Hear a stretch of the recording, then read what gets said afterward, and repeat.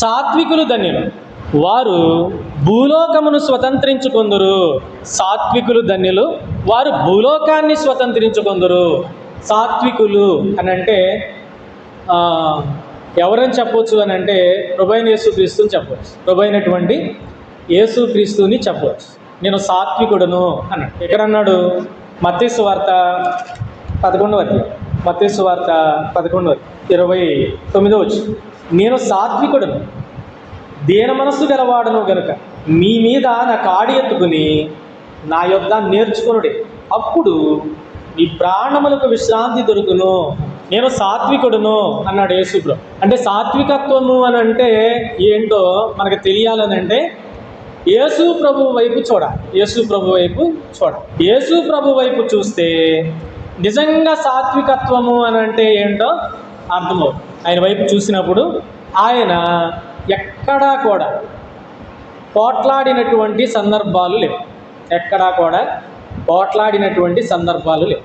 ఎక్కడా కూడా చాలాసార్లు ఆయన్ని బాధించినా కానీ మౌనంగానే ఉన్నాడు. చాలాసార్లు ఆయన్ని బాధించిన, అవమానించిన మౌనంగానే ఉన్నాడు. ఆయన మీద నిందలేశారు, అవమానించారు, బాధించారు, అయినా సరే నోరు తెరువలేదాయే ప్రేమ అని పాట పాడతారు.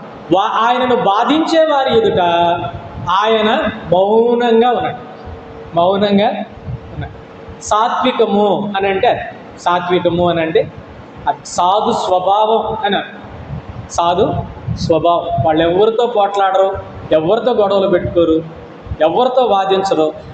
బాధింపబడినా కానీ వాళ్ళు మౌనంగా సాత్వికము అని అంటారు.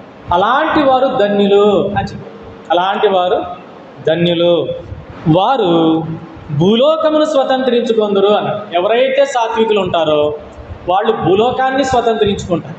ప్రభు అయినటువంటి యేసుక్రీస్తు సాత్వికుడు అని చెప్పుకున్నాడు. ఆయన సంపాదించినంతగా భూలోకాన్ని సంపాదించినటువంటి వారు ఎవ్వరూ లేరు. భూలోకము అని అంటే పదార్థం గురించి మాట్లాడలేదు. లేదు అని అంటే ఈ లోకం గురించి మాట్లాడారు. భూలోకం అని అంటే భూలోకంలో ఉన్నటువంటి మనుషుల గురించి మాట్లాడు. ప్రభు అయినటువంటి యేసుక్రీస్తు దాదాపుగా భూలోకంలో ఉన్నటువంటి ప్రజలందరినీ కూడా తన యొక్క సాత్వికత్వం చేత తన వైపు ఆకర్షించుకో. అదే యేసు ప్రభువుని చూడండి.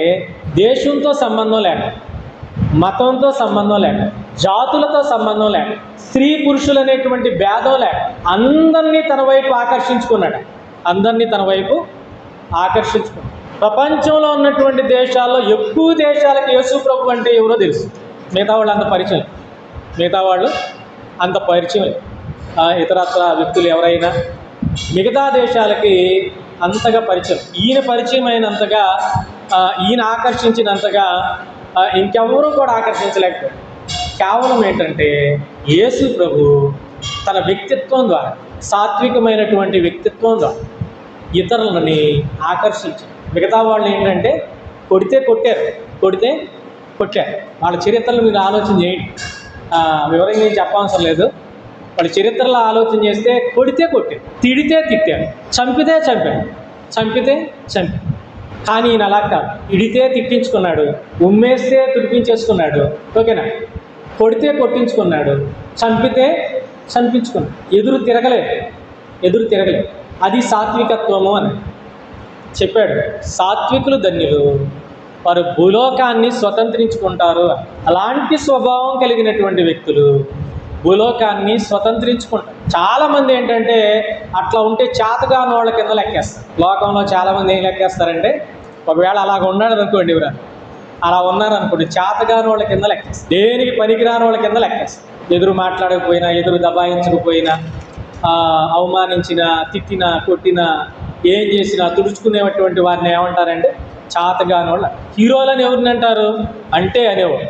అంటే వెంటనే తడుముకోకుండా ఎదురు తిరిగి మాట్లాడేసి, ఒకటంటే రెండు అనేటువంటి, ఒక దెబ్బ వేస్తే రెండు దెబ్బలు వేసి, చంపడానికి వస్తే తిరిగి చంపేసేవాడు. వాళ్ళని హీరోలుగా లెక్కేస్తారు జనాలు. కానీ అది కరెక్ట్ కాదు. అలాగే ఎప్పుడూ కూడా మీరు లోకాన్ని స్వతంత్రించుకోలేరు, లోకాన్ని ఆకర్షించలేరు. లోకాన్ని ఆకర్షించాలంటే రూట్ ఇది. ఎవరు సాత్వికులై ఉంటారో వారు ధన్యులు, వారు భూలోకాన్ని స్వతంత్రించుకుంటారు అని చెప్పి